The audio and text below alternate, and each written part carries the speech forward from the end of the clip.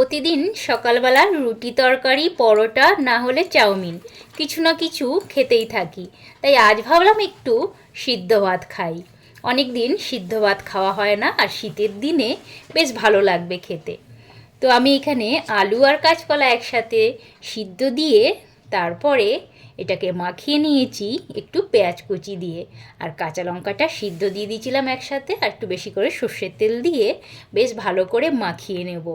এই শীতের দিনে সকালবেলা কিন্তু এইভাবে গরম গরম ভাতের সাথে একটু সিদ্ধ হলে দারুণ লাগে। তবে এখনকার দিনে কেউ আর খায় না, কিন্তু আমি যেহেতু ভাত প্রিয় মানুষ, তাই আমার কাছে কিন্তু এই সকালবেলা ধোয়া ওড়া ভাতের সাথে গরম গরম সিদ্ধ খেতে ভীষণ ভালো লাগে।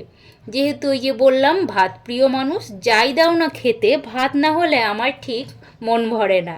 তো এই সাধারণ আলু সিদ্ধ কিন্তু অসাধারণ লেগেছে খেতে।